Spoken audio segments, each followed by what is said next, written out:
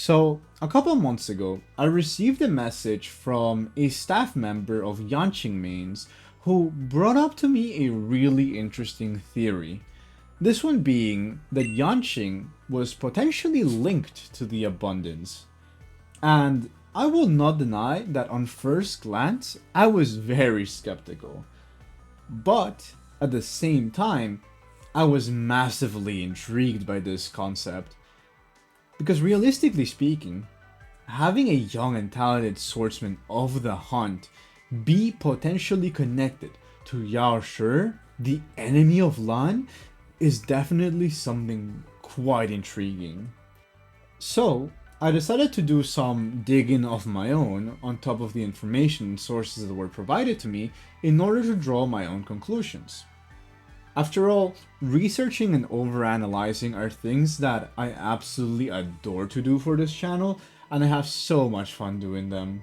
And I kid you not, I definitely see where these connections exist and how they definitely make this a plausible scenario. Before we begin, however, I want to give a special thanks to Retai for introducing me to this theory, as well as the Abundance Yanqing server for all of their kindness and support. In fact, this video is sponsored with 3 express supply passes from Retai.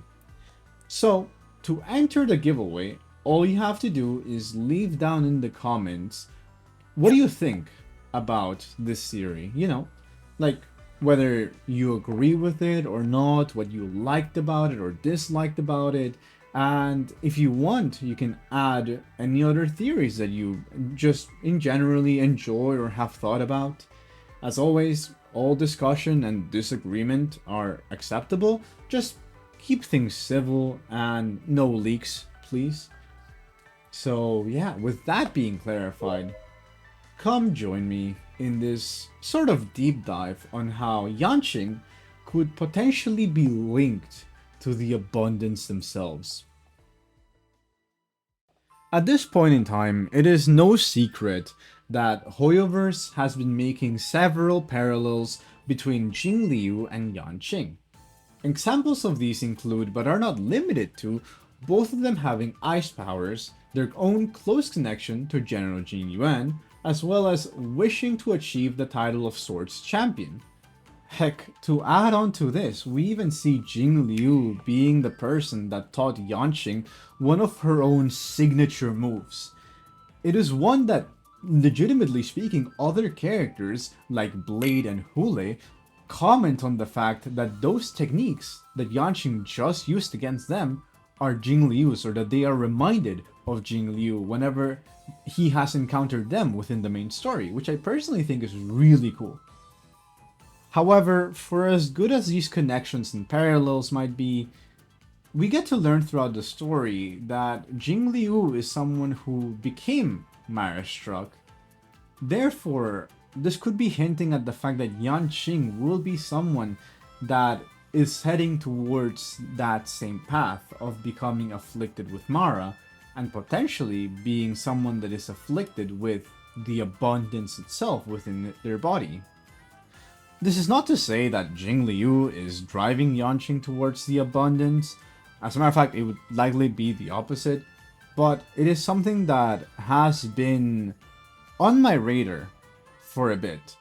Because why in particular is she helping Yanqing out? Like, think about it, because at least it has been bugging me. Yanqing is her former pupil's student, but at the same time, Luocha and Jingliu are currently concocting this massive scheme to murder an Aeon. So, what is Jingliu gaining from teaching Yanqing one of her most powerful moves that she used in the past to slay beings like Hule, which were some of the strongest allies of the abundance? I feel like, no pun intended, Jingliu sees something in Yanqing that may aid their cause with slaying Yao Shi, But we can't really tell exactly what is it that Yanqing possesses. All we do know is that he does have massive potential locked within him, and that he is very strong through past events and storylines. We may joke around from time to time that Yanqing is the punching bag of the Laofu. After all, he did get a little bit of a negative track record when he fought Kafka, the Trailblazer, Imbiber Lune, Blade, but at the same time, realistically speaking, he did end up fighting some of the strongest beings in all of Star Rail's history. He fought two of the deadliest Stellaron hunters. He fought a literal Stellaron in the form of the Trailblazer. He fought a former High Cloud Quintet member, Jingliu, and he survived. In the grand scheme of things, and when looking at things from a more lore-wise perspective, we begin to realize that Yanqing is kind of insane, because he has been able to slay down several creatures of the abundance on his own, not to mention just fighting Borisin completely alone. And I want to remind you guys that the Borisin are comparable to the Swarm, and we know how that ended for Firefly, and this child is able to deal with them with relative ease, per se. He even was able to be the one to nearly slay Hule. And you know what's even more insane than beating a Broodlord? He was able to beat 3 on his own, and if I recall correctly, at the same time. So, Yanqing is really strong, all things considered.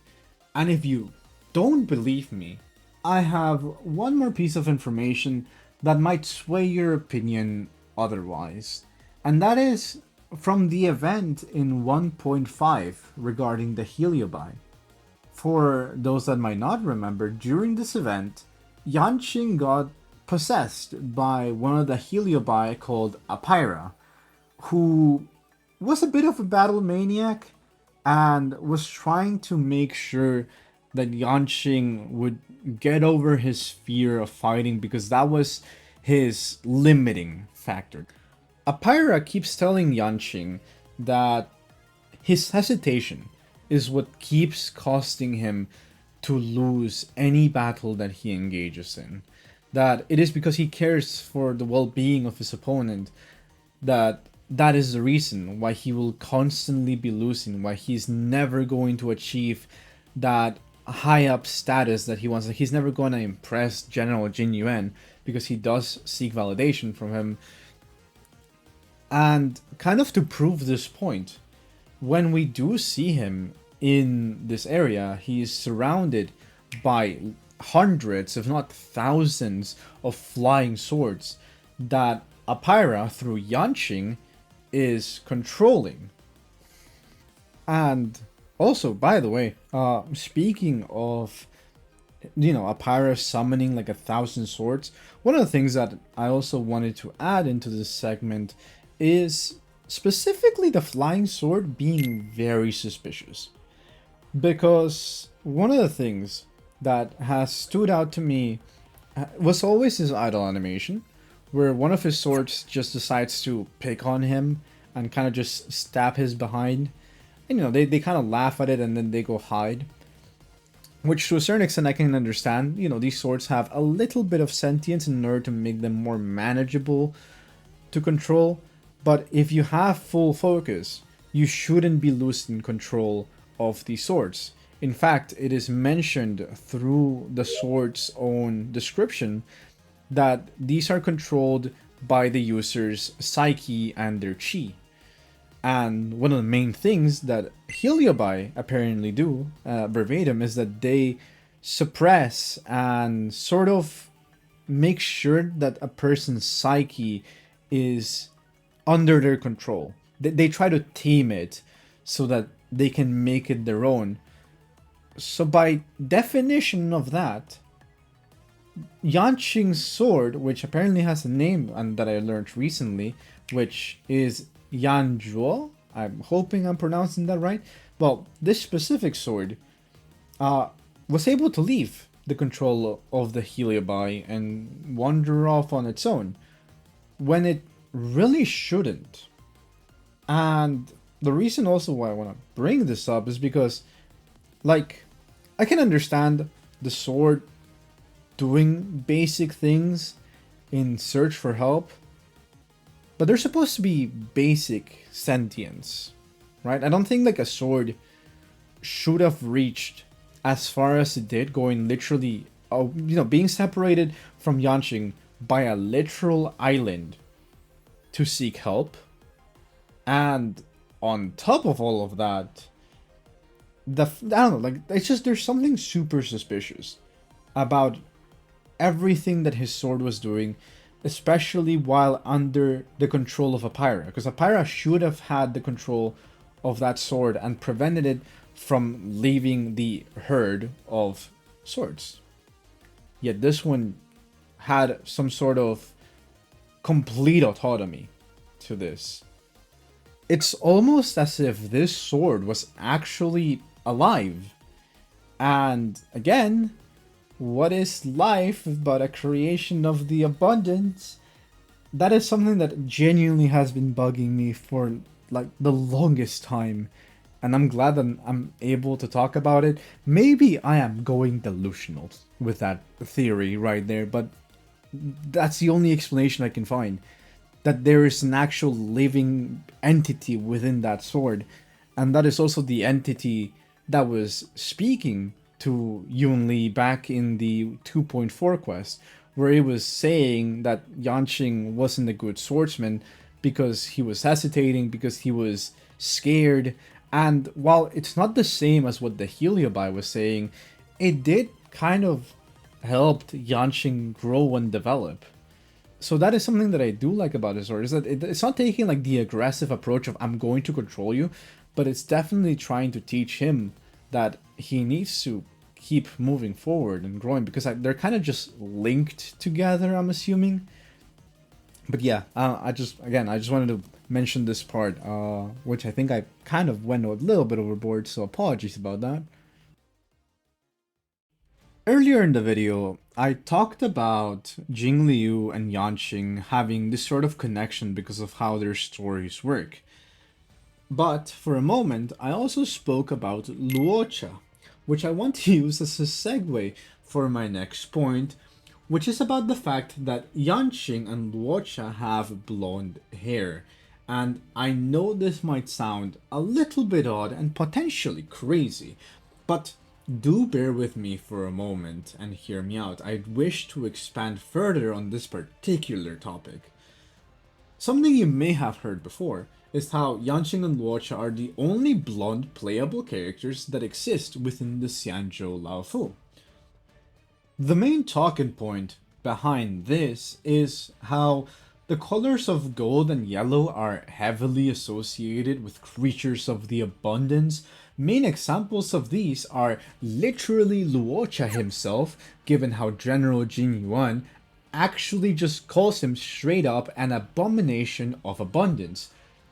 We also have Dan Shu, who after receiving the blessings and powers from Yao Shi became one of the enemy units that we find within the game, the Ascended, who literally has blonde hair, which, Dan Shu didn't have blonde hair before, but now that she has abundance powers, she suddenly is a blonde. Coincidence? I don't think so. However, one of the most important examples I feel has to be the Heliobi that we know as Phantilia the Undying. In her first phase, she is adorned with colors of yellow and green, which are ones that are connected with both the Abundance and Heliobi.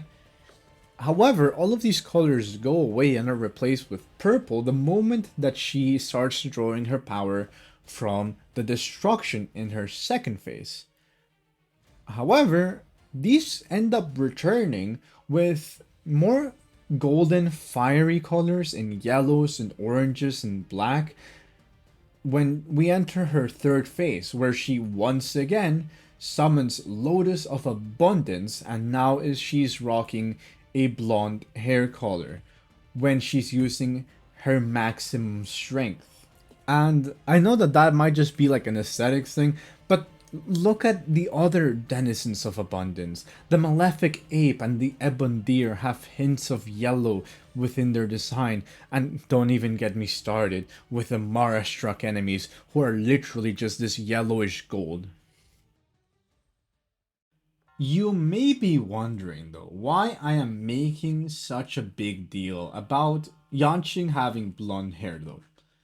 After all, abundance creatures, yes, they are associated with the color yellow, but it's not like the Xianzhou doesn't have an absurd range of colors to begin with.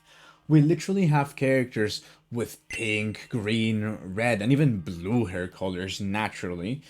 So, why is yellow such a big deal? Well, here's where I begin to sound like a crazy person. Because for the most part, in any and all the Xianzhou quests, there are no NPCs that have yellow hair within the Xianzhou. Like, legitimately speaking, I looked everywhere. I even rewatched Trailblaze and companion missions, and at no point could I find someone with blonde hair. In fact, this is the most prominent through patches 1.0 to 1.2. And I specifically want to focus on these two patches, well, three patches, because this is when it's been more prominent to have Luocha and Yanqing on our radar. As a matter of fact, the only three characters that I found within the Lao Fu who had yellow hair during these patches were three in total. They were Adelia, a tourist of the Xianzhou who mentions they are an outsider, Howard, an IPC specialist who became very interested in Xianzhou culture while studying before arriving to the Xianzhou, and last but not least, an unnamed NPC that just goes by Immersia Lover from another planet. What does all of these have in common is that they are all Outworlders. Like, you know when it actually hit me that we don't really see blonde characters within the Lao Fu? When we met Scott for the second time ever in patch 2.4, that was when it clicked for me.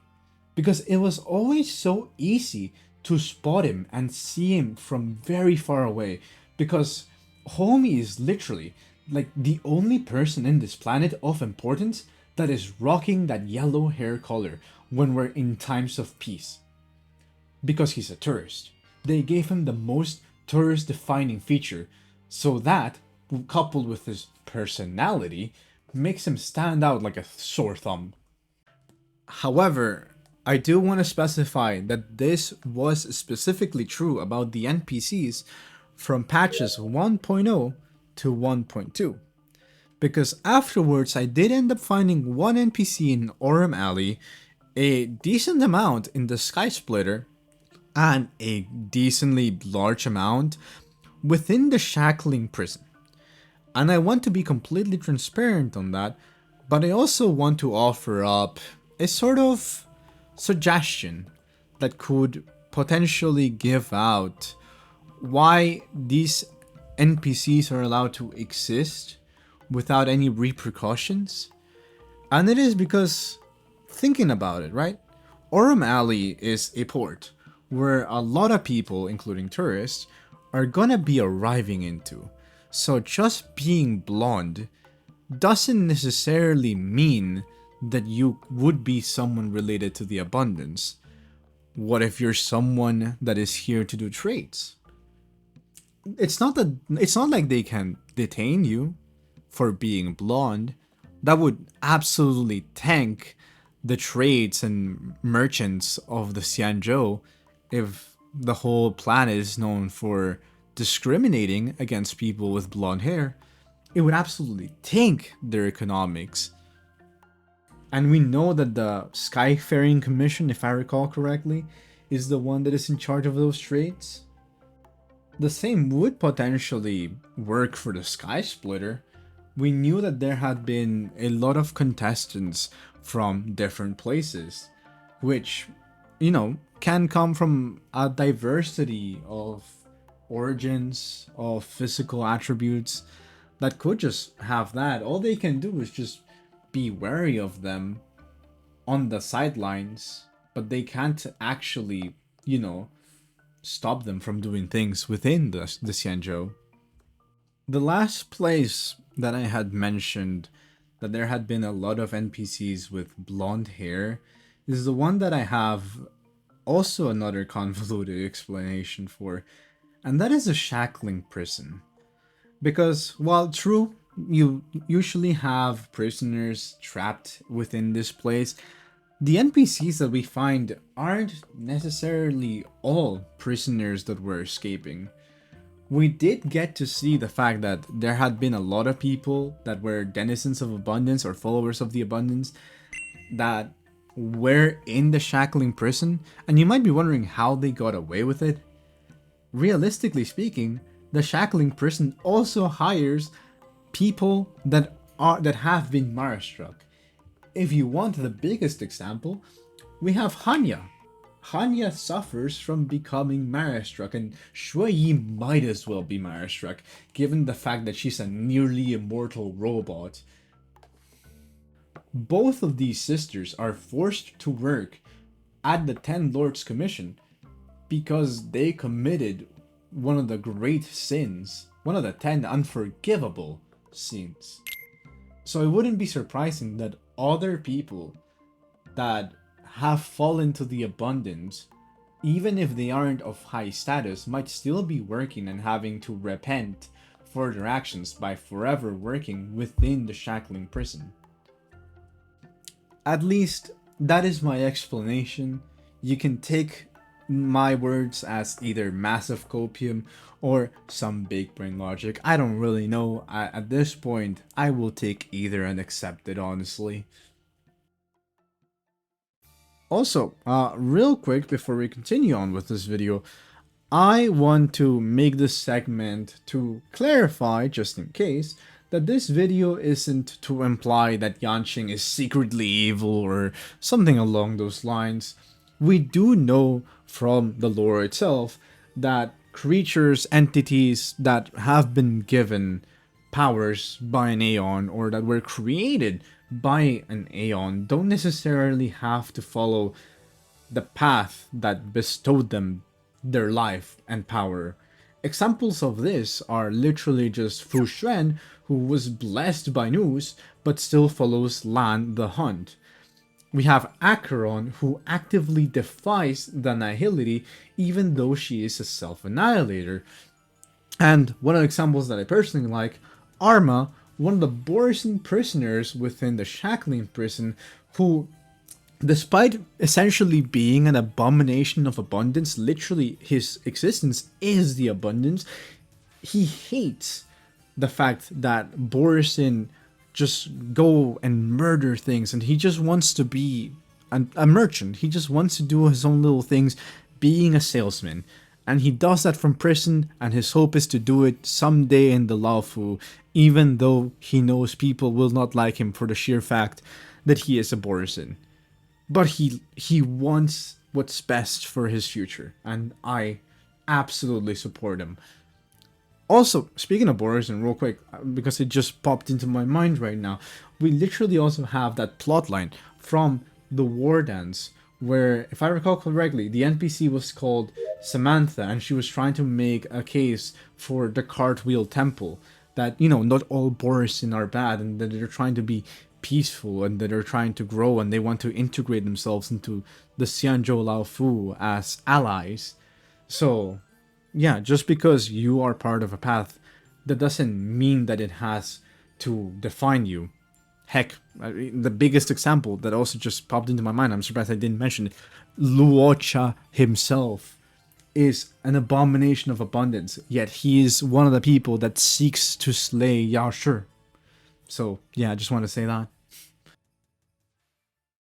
Also, real quick, I just want to say thank you guys for all the support, all the kind words, all the comments that you guys have been leaving in the past few videos. It really does bring me so much happiness. So yeah, if you enjoy this sort of content, please feel free to hit that subscribe button. It's free, it only takes a second, and if you ever feel like this sort of content is not really for you, you're more than welcome to unsubscribe. With that being said, back to the video. Something else that definitely has been bothering me for a bit regarding Yanqing, which does leave things more so open to interpretation than anything, but we genuinely do not know who Yanqing's parents are or his family, like nothing at all. And like, do take into account we have things in the Lao Fu such as the Omniscia from the Divination Commission, which I doubt that Yanqing didn't have something from his past when Jin Yuan found him. There's also the whole thing with like the 10 judges and the karmic mirror, which supposedly can tell like a huge chunk of a person's history, and yet we still can't tell who Yanqing's parents are.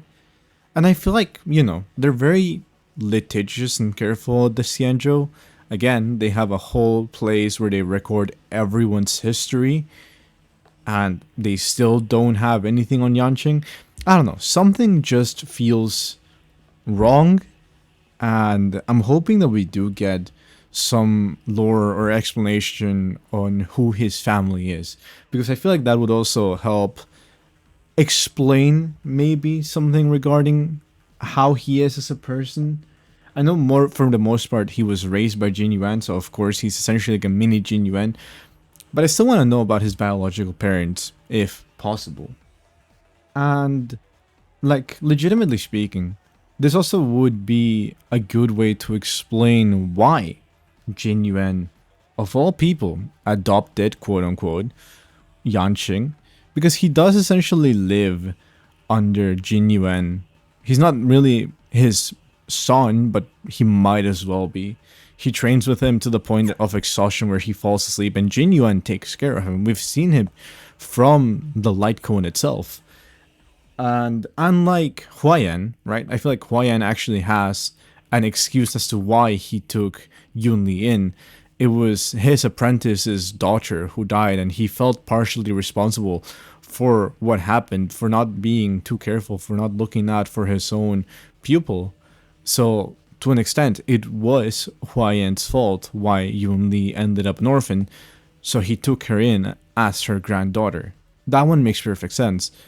Jing Yuan, though, I cannot find any explanation other than, well, like, the goodness of his heart, and my guy is legitimately so wholesome, and I could believe that, but I feel like there's always something else, something extra that explains that, and I don't know, like I said, I tend to overthink, and something as simple doesn't feel like it should be like the right answer.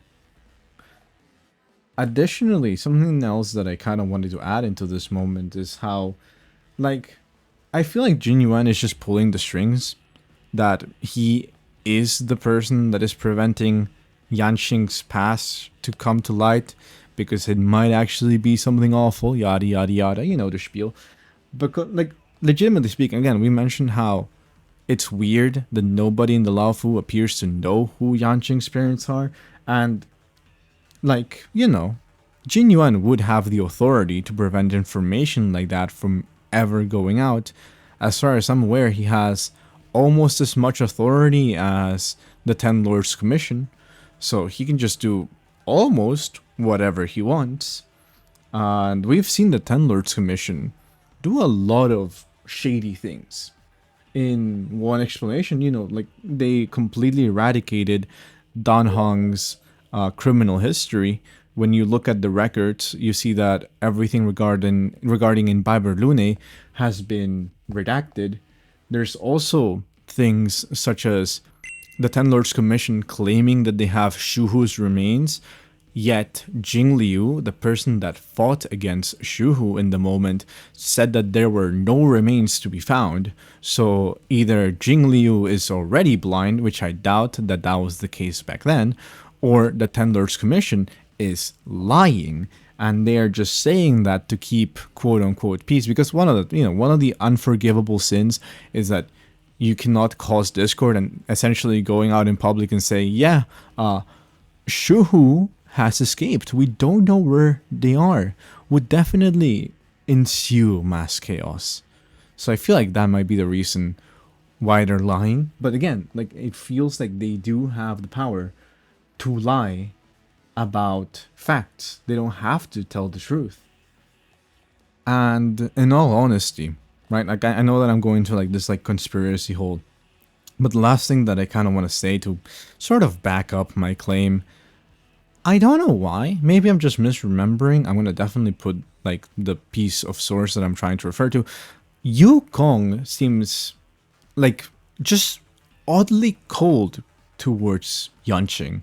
Like all her voice lines about other characters are decently warm. She has like a nice tone of voice, but when she talks about Yanqing, it feels like she doesn't like him that much. And what do we know about Yukong? That she was a war veteran, and a lot of awful things happened during that war during her time as a pilot. So yeah, I'm hoping that that also ends up showing us something. There's nothing really grounded I can say of like, oh, this is like explicit proof, but it's just something I found to be interesting, and I want to know your guys' idea on this. Before we begin to wrap up this video, I want to make a last segment here of more miscellaneous things that I wasn't really sure where to put them, or I simply might have just been stupid and forgot to put them in their appropriate segment. I've been looking at my Google document where I'm writing everything down, and I'm hoping for the best. But the main thing that I kind of want to first say is that apparently a lot of his outfit tends to showcase things about immortality and about, like like long life, which feels like it should be like a crime given the whole context of the Xianzhou not liking people that seek immortality. uh Apparently he has a longevity lock, which is supposed to represent living a long and prosperous life. You also have a wheat pattern that is showcased in his outfit, and oh boy, what is the logo of the abundance but some wheat? So that is also something that I thought to be quite interesting. And the other thing that I found was that apparently the color blue is a color that can be represented and symbolize immortality, which now that I look at it, like it makes perfect sense because we do see the color blue on some enemies, such as the abundance deer, the Borsin, the malefic ape. So it kind of just clicked. I'm not really sure exactly where to put them. I'm gonna put like whatever sources I found for these, as like images while I'm speaking about them. But I genuinely thought that was incredibly interesting. And speaking of like his clothes and color patterns, apparently, if you're to invert the colors of Yanqing, it looks awfully similar to the colors that you have for Fentilia. And you might be thinking that that might be a stretch, but and a good example of Hoyo doing this is with Kaveh and Alhaitham, the two characters that are roommates, and if you invert their colors, they actually are wearing the opposite color pattern, which in my opinion is like absolutely sick. So I'm also gonna add the picture here of like Fentilia having her colors reversed in the last phase, just for context sake and because I want to see how that looks personally. So yeah. Other quick facts that I was able to learn as well is that apparently, one of the instruments that Yanqing likes to use is the flute, which once again tends to symbolize immortality and regeneration. I'm not exactly sure why, so I'm gonna put an image of that right now. And The other thing, which is more like the funny little joke, haha, is you have the rating gun, which is, you know, that like one pistol that exists within Herta space station that gives you like a random rating number, but nobody knows what the rating number is. Usually all of these are meant to be like inside jokes, or, you know, potentially hinting at what character is an emanator or not. We can't really say for sure, nothing has been confirmed yet, but apparently the number that Yanqing gets is 99, which apparently can represent very long or forever. You know, an eternal, immortal, forever life. So I just thought that that was pretty freaking cool. Anyways, thank you very much for watching all the way up to this point. It really means a lot to me, and I appreciate your time. I know that I tend to yap a lot, and as a matter of fact, I didn't expect this to go all the way up to like over 35 minutes. That is a my bad kind of angle, but I did have a lot of fun making this video. I had a lot of fun overanalyzing and over investigating a lot of these details, and like I said, some of these points might be a little copium. I'm not gonna deny on that, but it is the investigation that I myself did and that I had a lot of fun. I did add a few things here and there from things regarding information from the community, as well as things that I could find on Reddit, which I am going to be sourcing down in the bottom, and also for crediting people that I got information from. Definitely some of this information I was able to obtain through Retai, as well as, before I forget to find the username, as well as another user that is from the Yanqing Abundance server, which goes by the name of Mina. A lot of their inputs were really appreciated, and I like the fact that they were able to just be able to communicate and mention these things. So it really just brings out this fascination for me, because seeing people all collectively try to find out something in regards to lore, to theory, I always find it to be quite enjoyable and encouraging. So again, I'm very grateful for this community that they have been building in the server, and if you guys are interested in it, definitely go check it out. But yeah, that's essentially everything that I wanted to say throughout this video. Thank you very much for your time. Thank you very much for watching this video. To those that have subscribed, I really appreciate it. As always, subscribing is free. It only takes a second, and if you ever feel like this type of content that I am making is not really up to your liking, or again, you don't vibe with my editing style or the way that I speak, like, it's all perfectly fair, and you don't have to subscribe. And if you want to unsubscribe, again, that's also perfectly fair. I'm not gonna, you know, complain about that, because I want to be able to improve my content, and that shows that I am not doing so, and I need to get my act together.